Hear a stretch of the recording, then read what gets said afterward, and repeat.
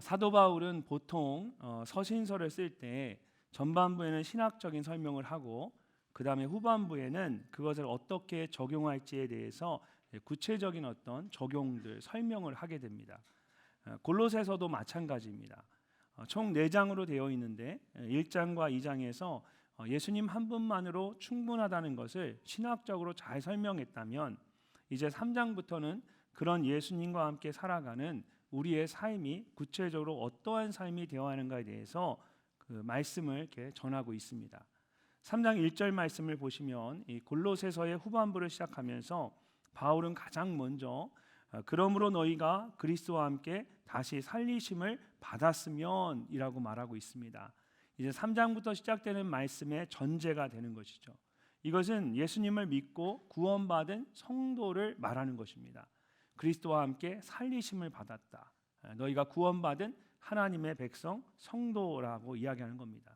그리스도와 함께 다시 살리심을 받은 성도들이 이제 어떻게 살아가야 할 것인지에 대해서 좀 더 구체적으로 말하려고 하는 것입니다. 그래서 오늘 함께 읽은 1절부터 11절까지의 말씀은 구원받은 성도 한 사람 한 사람에 대한 말씀이고, 이제 내일 함께 나누려고 하는 12절부터 17절까지의 말씀은 이제 그런 한 사람 한 사람 성도들이 함께 모여 있는 믿음의 공동체인 우리 교회가 어떠해야 하는지에 대한 말씀입니다. 그리고 18절부터 25절까지는 그런 성도들의 가정에 대한 말씀이고, 이후에 4장 2절부터 6절까지는 그 외에 믿지 않는 세상 사람들에 대한 말씀입니다.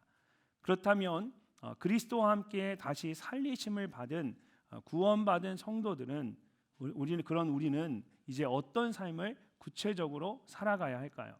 방금 읽은 말씀을 보면 3가지 정도를 생각해 볼 수 있습니다. 첫째는 하늘의 것을 생각하는 것입니다. 둘째는 옛사람을 벗어버리는 것입니다. 그리고 마지막으로 새 사람을 입는 것입니다. 오늘 이 말씀을 통해서 오직 예수님 한 분만으로 충분한 성도의 삶에 대해서 우리가 함께 생각해 보기를 원합니다. 가장 먼저 예수님 한 분만으로 충분한 성도는 이제 매일의 삶 속에서 하늘의 것을 생각하며 살아가야 합니다. 하늘의 것을 생각하며 살아가야 합니다. 자, 1절 말씀을 함께 읽어보도록 하겠습니다. 그러므로 너희가 그리스도와 함께 다시 살리심을 받았으면 위의 것을 찾으라. 거기는 그리스도께서 하나님 우편에 앉아 계시느니라. 아멘. 위의 것을 찾으라. 바울은 골로새 교회의 성도들에게 땅의 것이 아니라 위의 것을 찾으라고 말합니다. 여기서 위는 하나님의 우편에 앉아 계신 예수 그리스도께서 계신 곳을 말합니다. 또한 이것은 단순히 위치적으로 위의 것, 하늘의 것만을 의미하는 것이 아니라 가장 수준이 높은 것, 고결하고 가치 있는 것을 의미합니다. 여러분, 예수님을 믿고 구원받은 성도에게 가장 가치 있는 것이 무엇이겠습니까? 그것은 바로 예수 그리스도입니다. 예수 그리스도 안에 우리를 온전하게 하는 하나님의 충만하심이 있기 때문입니다.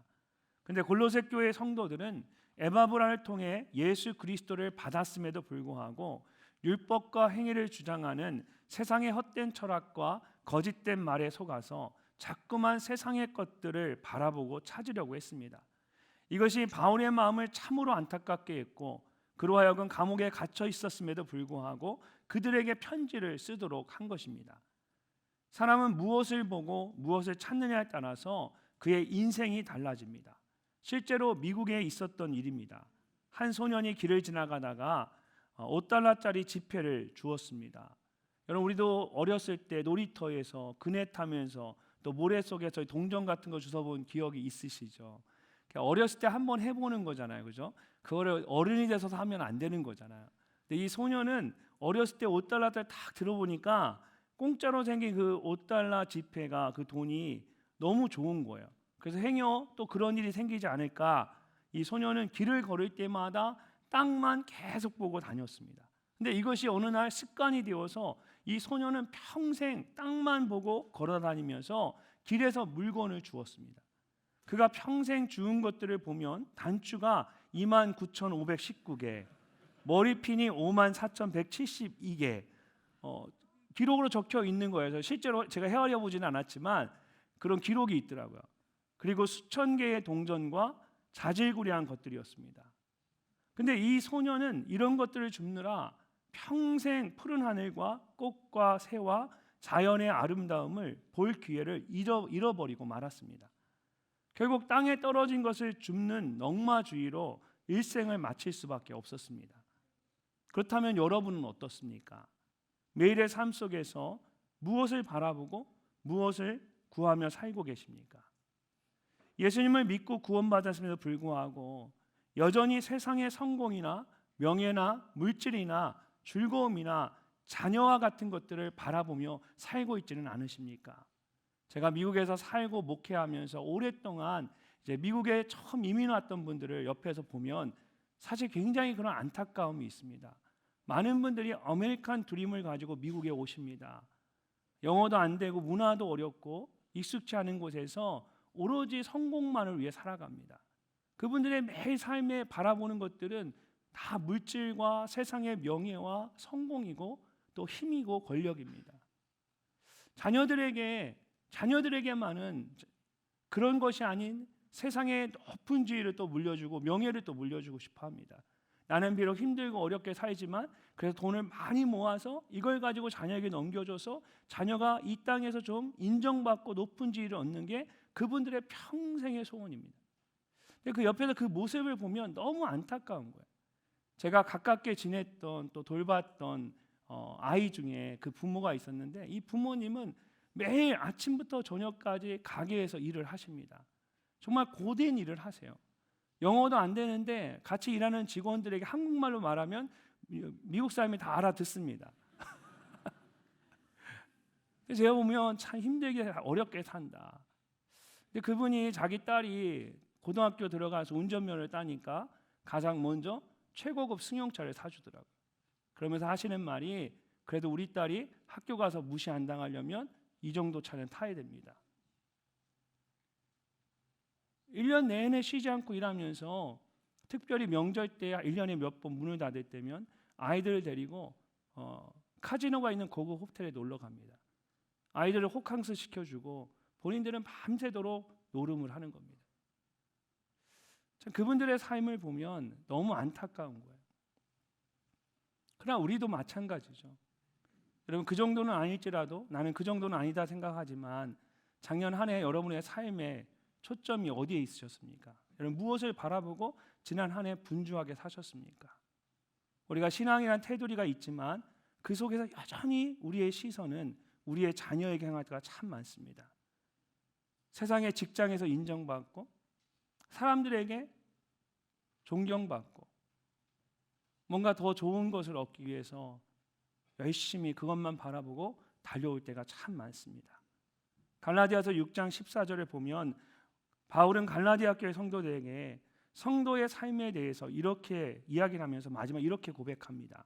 그러나 내게는 우리 주 예수 그리스도의 십자가 외에 결코 자랑할 것이 없으니 그리스도로 말미암아 세상이 나를 대하여 십자가에 못 박히고 내가 또한 세상을 대하여 그러하니라.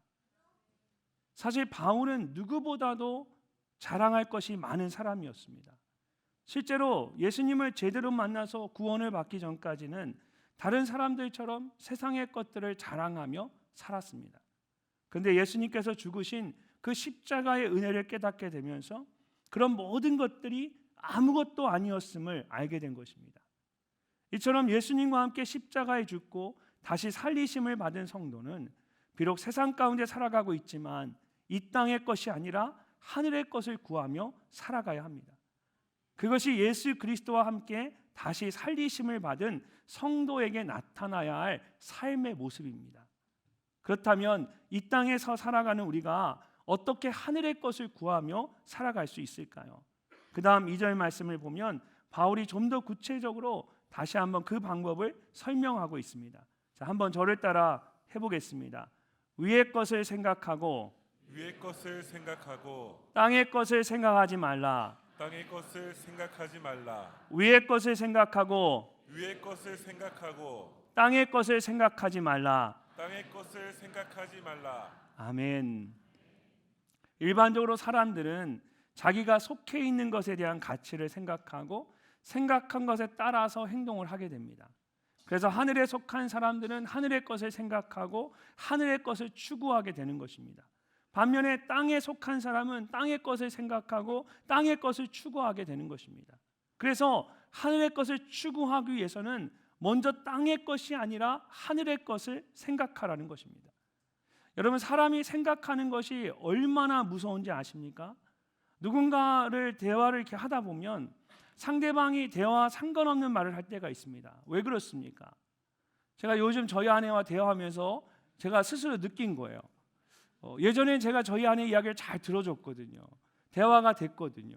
요즘은 대화가 되는 것 같은데 마지막 결론은 항상 제가 하고 싶은 이야기를 하더라고요. 아내가 한창 오늘 저녁에 뭐 먹을까 그러면서 이거 먹을까 저거 먹을까 막 이렇게 이야기하거든요. 근데 마지막 결론은 아내가 얘기한 것 중에 하나도 없고 제가 먹고 싶은 김치찌개 먹자고 얘기해요. 그래서 제가 어느 날 앉아서 가만히 생각해 봤어요. 이게 이상한 대화가 계속 되고 있는데 내가 왜 그럴까 생각해 보니까 어느 순간부터 제 생각이 굳어져 있더라고요. 제가 좋아하는 것들이 제 안에 정해져 있는 거예요. 그러니까 상대방이 아무리 얘기해도 내 머릿속으로는 계속 오늘 저녁엔 김치찌개야, 김치찌개야, 김치찌개야 그러니까 아내가 말 다 하고 나면 무슨 말인지 기억이 안 나는 거예요. 그러면서 김치찌개 먹자. 그러니까 저희 아내는 황당하게 저를 쳐다보는 거죠. 아마 지금 다 동의하시는 것 같아요. 예. 그러니까 제 스스로 요즘 경계하고 있습니다. 저는 아니라고 생각하는데 저도 모르게 어느 순간 제 생각이 제 안에 굳어져 있더라고요. 그리고 그것이 제 안에 있는 그 생각이 제 입으로 어느 순간 나도 모르게 툭 하고 튀어나오게 되더라고요. 이런 사람마다 차이가 있지만 저는 표정이나 말에 생각하는 것이 그대로 다 드러나는 사람입니다. 그리고 아무리 잘 감추는 사람도 결국은 자기의 생각대로 말하고 행동하게 되어 있습니다. 모든 사람이 다 마찬가지입니다. 어떻게 해야 이런 생각으로부터 우리가 자유로울 수 있을까요? 바울이 말하는 것처럼 믿음의 눈을 들어서 자꾸 땅의 것이 아니라 하늘의 것을 바라보는 겁니다. 그 사람이 바라보는 것에 따라 그 사람의 생각이 따라가기 때문이죠. 2차 세계대전이 끝난 후에 전쟁 포로였던 사람들의 건강검진을 담당했던 한 의사의 이야기입니다. 그 의사가 보니까 이 전쟁 포로들은 모두 똑같은 병을 앓고 있었습니다. 적절한 병명이 없어서 고민하다가 그 의사가 이 병에 붙인 이름은 가시철망병입니다. 가시철망병. 전쟁이 끝났는데도 이 전쟁 포로들은 여전히 자신들이 수감되었던 수용소의 가시철망을 잊어버리지 못하고 있었습니다. 자유의 몸이 되었는데도 수용소를 휘감고 있던 가시철망이 이들의 머릿속을 떠나지 않았고 그 가시철망이 눈앞에 아른거릴 때마다 삶의 의욕을 잃고 주저앉은 채 아무것도 할 수 없었던 것입니다. 근데 그들 중에 한 사람은 전혀 달랐습니다. 그 사람도 다른 사람들처럼 끔찍한 수용소 생활을 했었습니다. 가시철망 안에 갇혀 있었습니다. 그러나 그는 아주 활기차고 건강해 보이는 겁니다. 궁금하게 생각한 의사가 그에게 이런 질문을 던졌습니다. 당신은 어떻게 남들이 다 걸린 가시철망병에 걸리지 않을 수 있었습니까? 그러자 그가 의사에게 이렇게 대답을 했습니다.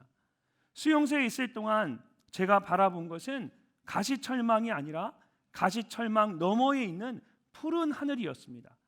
그 자유의 하늘을 바라보면서 저는 언젠가 자유롭게 되는 그날에 나에게 펼쳐질 새로운 미래, 행복한 미래를 꿈꿨습니다. 사랑하는 성도 여러분, 매일의 삶 속에서 여러분은 무엇을 바라보고 무엇을 생각하며 살고 계십니까? 그리스도와 함께 다시 살리심을 받은 성도들은 비록 가시철망 같은 세상 속에 살고 있을지라도 가시철망 너머에 있는 하나님의 나라를 바라볼 수 있어야 합니다.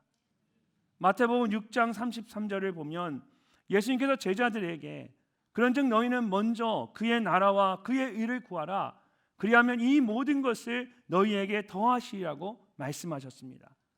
우리가 하나님의 나라와 그의 뜻을 바라보며 살아갈 때 하나님께서는 우리의 삶을 책임져 주실 뿐만 아니라 더하시는 풍성한 은혜를 경험하게 하십니다. 혹시 가시철망처럼 여러분을 묶고 있는 이 땅의 것들이 있다면 이번 기회에 모든 것을 다 내려놓으십시오. 오직 예수님 한 분만으로 충분하다라는 믿음을 가지고 하늘의 것을 바라보십시오. 그래서 올 한 해 우리 공동체에게 주신 오직 예수만 보이더라는 약속의 말씀처럼 오직 예수만 보이는 한 해가 되시기를 바랍니다. 2026년 한 해 동안 구원받은 성도로서 오직 하늘의 것만 바라보고 생각하는 여러분이 되시기를 주님의 이름으로 축복합니다. 두 번째로 예수님 한 분만으로 충분한 성도는 이제 옛사람을 벗어버려야 합니다. 옛사람을 벗어버려야 합니다.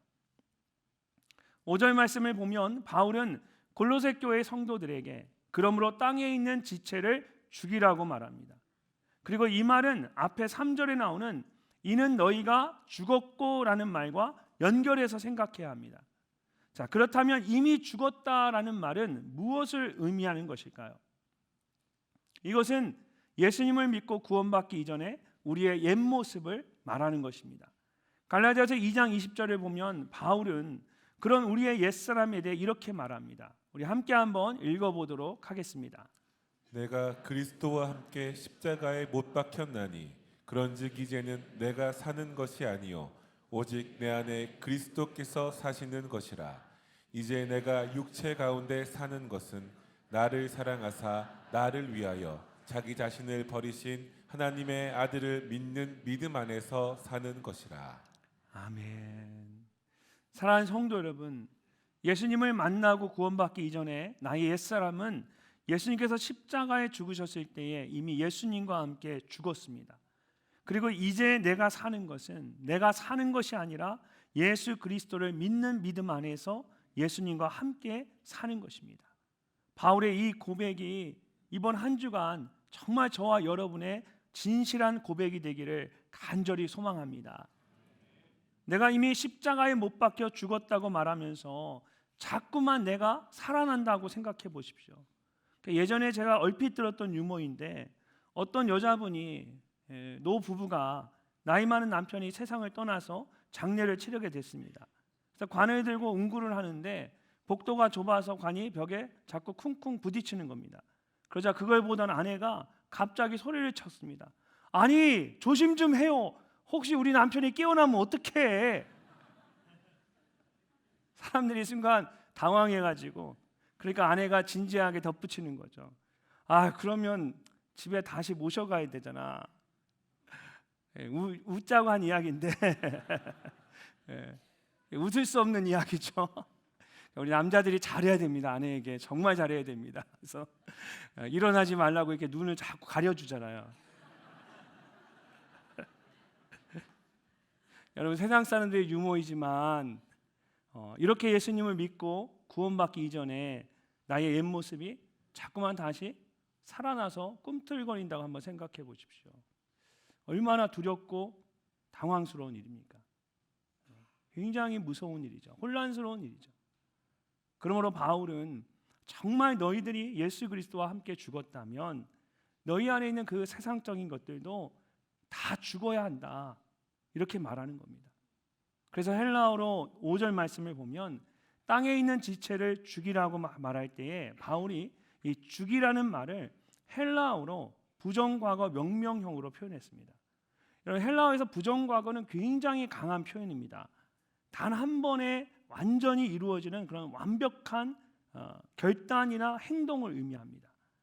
이미 이루어졌기 때문에 다시 번복될 수 없다라는 것입니다. 이례적인 사건을 이야기하는 거예요. 단번에 이루어지는 사건. 우리의 삶 가운데 단번에 일어나는 사건이 뭐가 있을까요? 성경을 보면 구원이 그렇습니다. 구원은 한 번에 이루어지는 겁니다.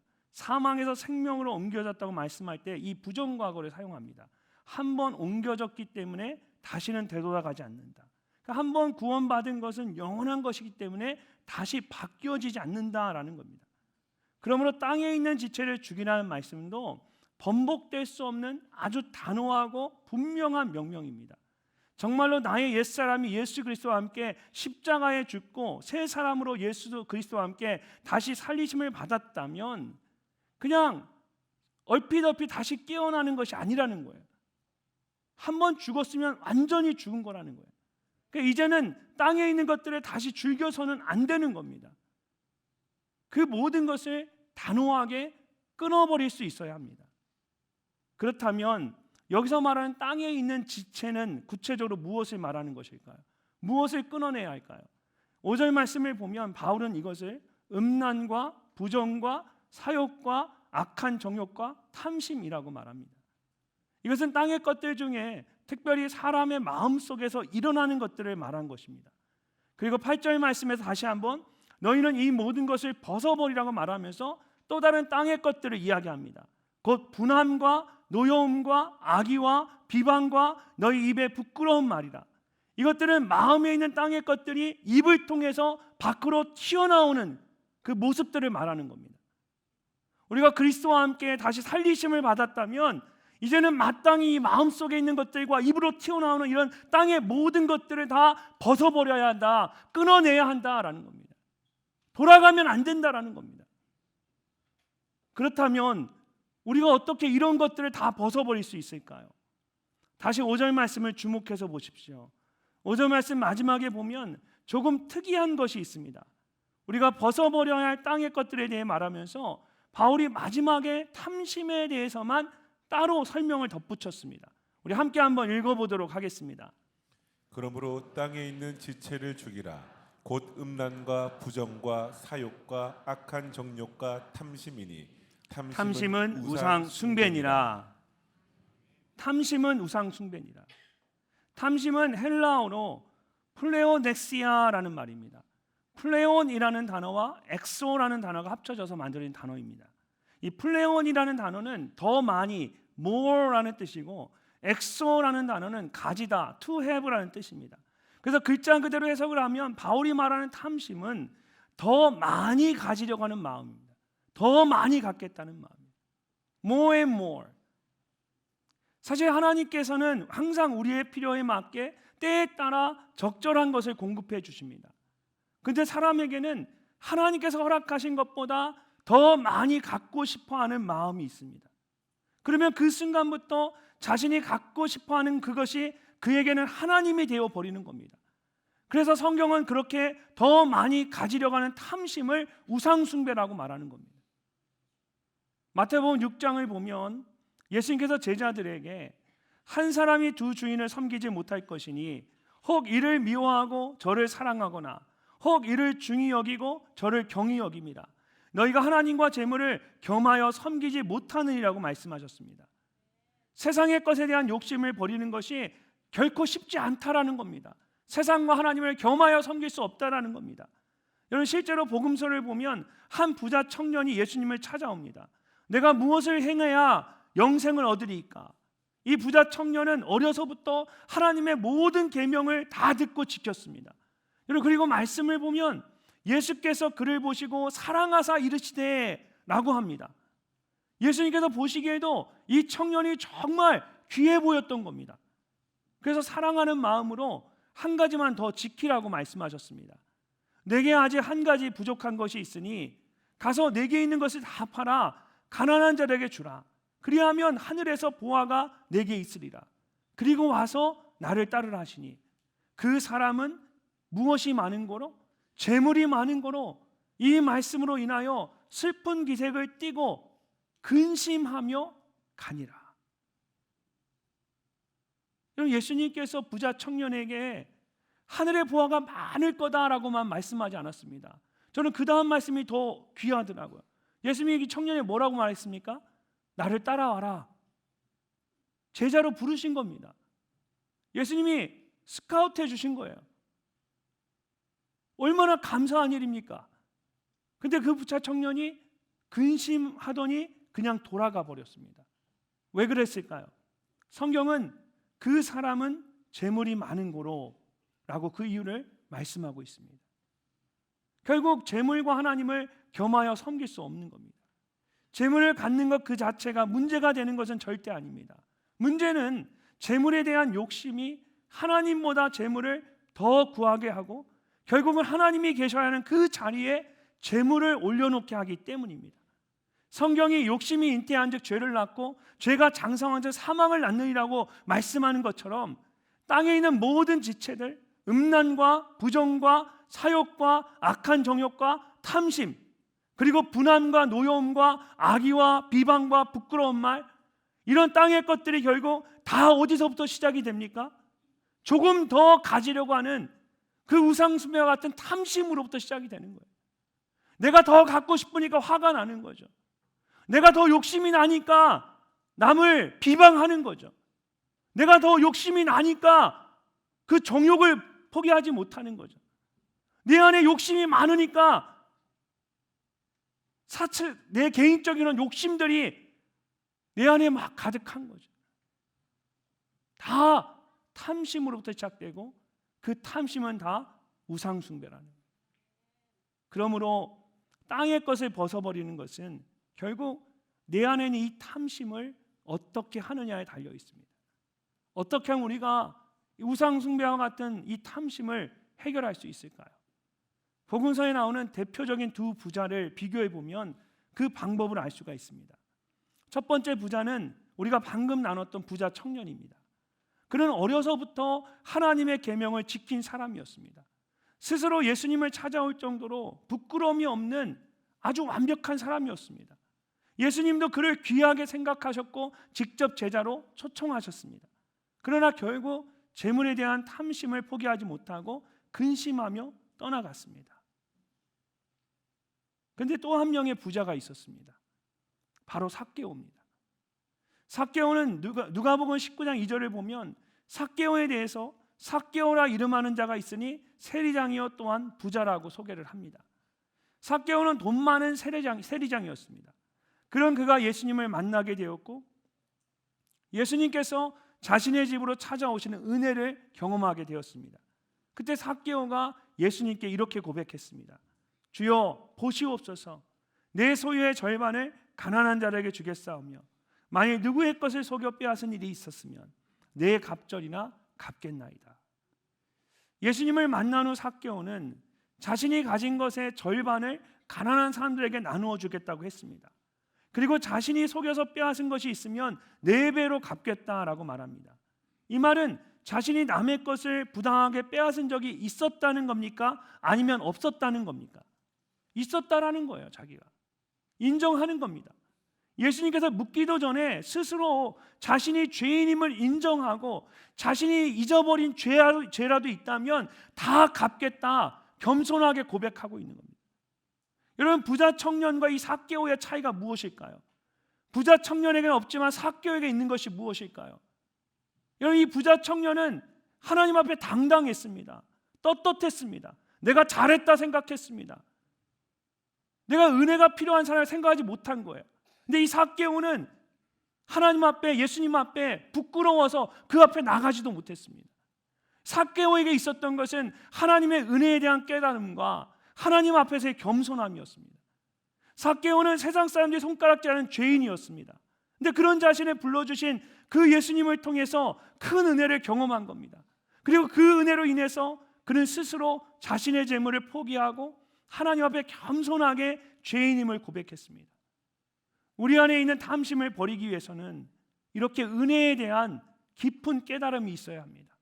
이런 매일의 삶 속에서 나의 다된 것이 하나님의 은혜입니다 라고 날마다 그 은혜를 고백할 수 있어야 합니다. 그렇게 하나님의 은혜를 깨달은 사람은 지금 내게 있는 것만으로도 너무 과다한 것을 알게 됩니다. 그래서 하나님 앞에 더 겸손할 수밖에 없고 더 감사할 수밖에 없습니다. 사랑하는 성도 여러분, 저와 여러분은 예수 그리스도와 함께 살리심을 받았습니다. 이것보다 더 큰 은혜가 어디에 있겠습니까? 날마다 그 은혜를 기억하시기 바랍니다. 내가 하나님의 은혜를 잃어버리면 결국 내 안에 탐심만 있는 것이다, 내 안에 우상숭배가 가득한 것이다 라고 생각하시고, 여러분 날마다 하나님의 은혜를 기억하시고 하나님의 은혜를 고백하십시오. 나의 나된 것이 하나님의 은혜입니다. 그저 하나님, 내가 이 자리에 있는 것이 하나님의 은혜입니다. 그럴 때 우리는 예수님께서 허락하신 모든 것에 감사하며 살아갈 수가 있습니다. 그렇게 세상에 대한 욕심을 모두 벗어버리는 여러분이 되시기를 주님의 이름으로 축복합니다. 마지막으로 예수님 한 분만으로 충분한 사람은 이제 새 사람을 입어야 합니다. 새 사람을 입어야 합니다. 자, 9절과 10절 말씀을 우리 함께 읽어보도록 하겠습니다. 너희가 서로 거짓말을 하지 말라. 옛사람과 그 행위를 벗어버리고 새 사람을 입었으니 이는 자기를 창조하신 이의 형상을 따라 지식에까지 새롭게 하심을 입은 자니라. 아멘. 바울은 골로새 교회 성도들에게 너희가 서로 거짓말을 하지 말라고 강하게 명령합니다. 그러면서 새 사람을 입었으니 라고 말합니다. 우리가 가진 개역개정 성경에는 그냥 평범한 말처럼 번역을 했지만 사실 이것도 처음에 하지 말라고 말했던 것처럼 강한 명령으로 되어 있습니다. 그래서 표준세 번역 성경을 보면 이 말씀을 이렇게 번역을 했습니다. 서로 거짓말을 하지 마십시오. 여러분은 옛사람을 그 행실과 함께 벗어버리고 새 사람을 입으십시오. 이 새 사람은 자기를 창조하신 분의 형상을 따라 끊임없이 새로워져서 지식에 이르게 됩니다. 바울은 골로새 교회 성도들에게 서로 거짓말하지 말라고 명령하듯 강하게 말한 것처럼 새 사람을 입으라고 강하게 명령을 합니다. 예수님을 믿고 구원받은 성도가 반드시 이전의 옛사람을 벗어버려야 하는 것처럼 또한 새 사람을 입어야 한다라는 겁니다. 그렇다면 이것은 구체적으로 무엇을 입으라는 것일까요? 10절 말씀을 다시 보면 새 사람과 새롭게 하심을 입은 자라고 말합니다. 그리고 이 두 가지를 하나로 연결하면 결국 새롭게 하심을 입은 새 사람을 입으라는 말입니다. 예수 그리스도와 함께 다시 살리심을 받았다면 이제는 하늘의 것을 바라보고 땅의 것을 버려야 합니다. 그리고 이전에 입었던 땅의 것을 벗어버렸다면 이제는 당연히 새로운 것을 입어야 합니다. 그렇다면 무엇을 입어야 할까요? 바울은 새롭게 하심을 입은 새 사람을 입으라고 말하고 있습니다. 여러분 지금도 그렇겠지만 당시의 옷이란 입은 사람의 신분과 인격을 나타내는 것이었습니다. 그러므로 옛 옷을 벗고 새 옷을 입는다는 것은 악인에서 선인으로, 죄인에서 의인으로 이렇게 변화된 성도의 신분을 표현해 주는 것입니다. 그래서 바울은 그리스도인의 신분의 변화에 대해 말하면서 자주 옛 옷을 벗고 새 옷을 입는 것으로 설명을 합니다. 너희는 유혹의 욕심을 따라 썩어가는 구습을 따르는 옛사람을 벗어버리고 오직 너희의 심령이 새롭게 되어 하나님을 따라 의와 진리의 거룩함으로 지으심을 받은 새 사람을 입으라. 아멘. 바울의 핵심이 어디에 있습니까? 옛사람을 벗어버리는 것이 중요하지만 결국 바울의 핵심은 옛사람을 벗었으면 이제 새 사람을 입으라는 겁니다. 옛사람을 벗어버리는 이유가 무엇입니까? 새 사람을 입기 위해서입니다. 바울의 강조점은 새 사람을 입으라는 데 있습니다. 바울이 말하고 있는 것처럼 정말로 우리가 예수 그리스도와 함께 다시 살리심을 받았다면 이전에 입고 있던 것들을 모두 다 벗어버리고 이제는 새로운 옷으로 갈아입어야 합니다. 그것이 우리의 신분이 바뀌었다는 분명한 증거이기 때문입니다. 중세시대의 한 왕이 조용히 왕궁 밖을 나가서 백성들이 사는 삶을 둘러봤습니다. 왕이 이곳저곳을 돌아다니다 보니까 다리 밑에서 한 거지 소년을 보게 되었습니다. 왕이 보기에 그 소년의 모습이 너무나 더럽고 초라해서 안타까웠고 애처로운 마음이 생겼습니다. 그래서 왕은 그 소년을 왕궁으로 데려가서 모든 신하들 앞에서 왕자로 삼겠다고 공포했습니다. 이제 이 소년은 더 이상 거지 신분이 아니라 왕자의 신분이 된 것입니다. 그 소년은 여기저기 찢어져 누더기가 된 자기 옷을 벗어 던지고 화려한 장식과 좋은 옷감으로 만든 왕자의 옷을 걸쳤습니다. 식사도 예전처럼 구걸하지 않고도 맛있는 음식을 마음껏 먹을 수 있었습니다. 그런데 왕자는 자신이 이제 거지가 아니라 왕자라는 사실을 믿을 수가 없었습니다. 모든 환경이 소년에게는 너무나 낯설고 어색했습니다. 다음날 아침 이 소년은 급히 일어나 밖으로 나가려고 했습니다. 그러자 시중드는 신하가 당황하면서 왕자님 어디 가십니까? 라고 물었습니다.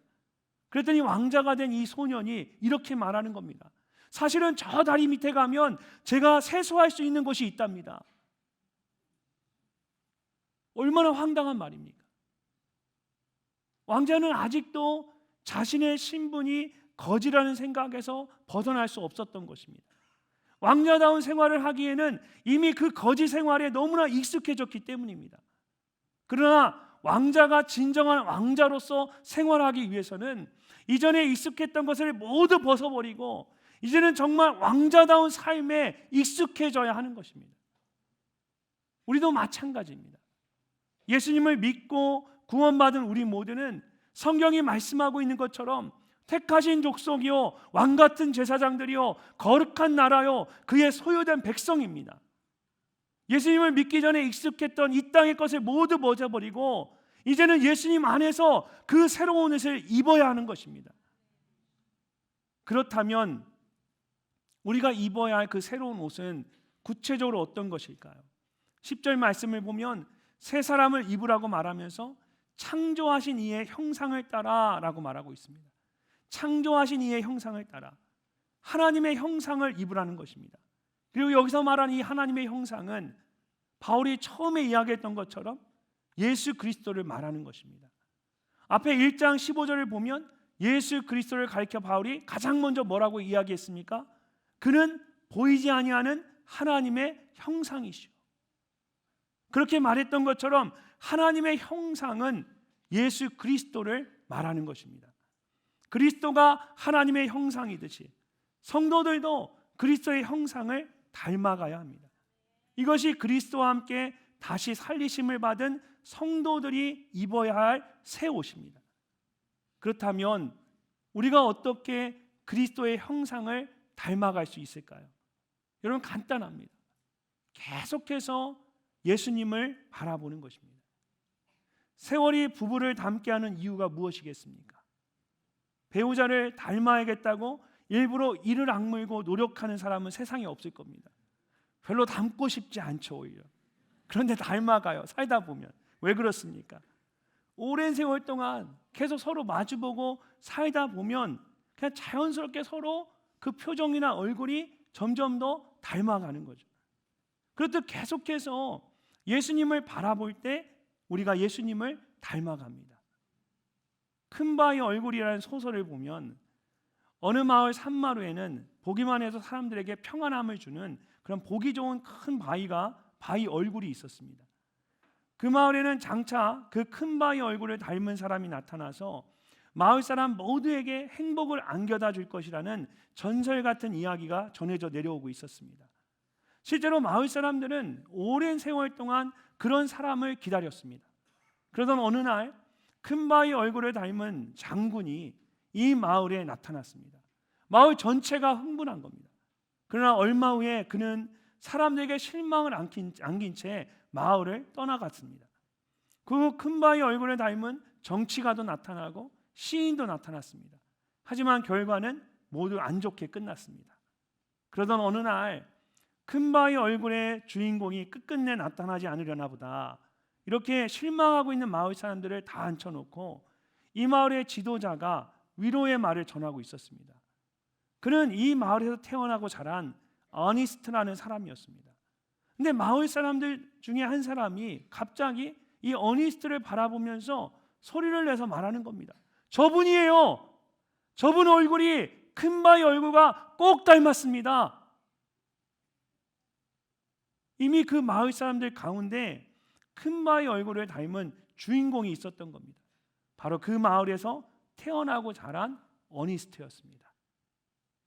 어떻게 그가 큰 바위 얼굴을 닮을 수 있었을까요? 마을 토박이인 그는 어릴 적부터 아침, 점심, 저녁으로 산마루의 바위 얼굴을 바라보며 살았습니다. 바위 얼굴을 바라보고 그 얼굴을 생각하면서 매일매일 그렇게 살았습니다. 그러자 점차 그 큰 바위 얼굴을 닮아가고 있었던 겁니다. 사랑하는 성도 여러분, 여러분은 아침에 일어나서 가장 먼저 무엇부터 생각하십니까? 무슨 생각을 하십니까? 올해 우리 공동체에 주신 오직 예수만 보이더라는 말씀처럼 여러분 오직 예수님만 생각하십시오. 낮에 힘들고 지쳤을 때도 예수님을 생각하며 기도해 보십시오. 저녁이 되어 하루를 마칠 때도 예수님을 생각하며 행복하고 감사한 하루였다고 고백해 보십시오. 이렇게 아침, 점심, 저녁 하루 종일 올 한해 우리가 계속해서 예수님만 바라보고 예수님만 생각하면 우리가 자연스럽게 예수님을 닮아가게 될 줄로 믿습니다. 그것이 예수님으로 새 옷을 입는 겁니다. 그렇게 우리가 예수님을 따라 새 사람을 입으면 우리에게 어떤 일이 일어나게 될까요? 마지막 11절 말씀을 보면 바울이 골로새 교회 성도들에게 이렇게 말합니다. 우리 한번 함께 읽어보도록 하겠습니다. 거기에는 헬라인이나 유대인이나 할레파나 무할레파나 야만이나 스구디아인이나 종이나 자유인이 차별이 있을 수 없나니 오직 그리스도는 만유시요 만유 안에 계시니라. 아멘. 모든 사람들이 다 차별이 없어지고 벽이 허물어지고 다 하나가 되는 겁니다. 그리스도로 새 옷을 입으면 여러분 한 사람만 변화되는 것이 아니라 여러분 한 사람으로 인해서 여러분과 함께하는 모든 사람들의 담이 다 무너져 내리는, 여러분의 가정이 새로워지고 여러분의 삶의 자리가 새로워지고 여러분이 만나는 모든 사람이 다 예수님 안에서 하나가 되는 놀라운 일들이 일어나게 됩니다. 보이지 않는 하나님의 형상이시고 모든 만물의 창조자이시며 모든 것을 다스리시고 모든 사람들을 하나 되게 하신 예수님께서 내 삶의 기준이 되시고 나의 전부가 되어주시는 겁니다. 그러면서 모든 장벽이 다 허물어지고 그 안에서 자유함을 누리게 됩니다. 얼마나 감격스럽고 놀라운 일들입니까? 2026년 한 해 동안 이렇게 예수님 안에서 새 사람을 입는 은혜가 여러분 모두에게 가득하시기를 주님의 이름으로 축복합니다. 사랑하는 성도 여러분, 우리가 잘 아는 것처럼 고린도후서 5장 17절을 보면 바울은 그런즉 누구든지 그리스도 안에 있으면 새로운 피조물이라 이전 것은 지나갔으니 보라 새 것이 되었도다 라고 말합니다. 예수님을 믿고 구원받은 우리 모두는 그리스도 안에서 새롭게 거듭난 사람들입니다. 그러므로 이제는 땅의 것을 생각하지 말고 하늘의 것을 생각하며 살아가야 합니다. 예수님을 믿기 전에 살았던 그 옛사람을 벗어버리고 이제는 정말 예수님 안에서 날마다 새 사람을 입어야 합니다. 이것이 예수님 한 분만으로 충분한 구원받은 성도가 살아가야 하는 마땅한 삶의 모습입니다. 2026년 한 해 동안 예수님 한 분만으로 충분하다는 바울의 고백처럼 예수님이 누구신지를 잘 알고 예수님 안에 뿌리를 내리고 자라날 뿐만 아니라 날마다 옛 사람을 벗고 새 사람을 입는 늘사랑의 모든 성도들이 되시기를 주님의 이름으로 축복합니다.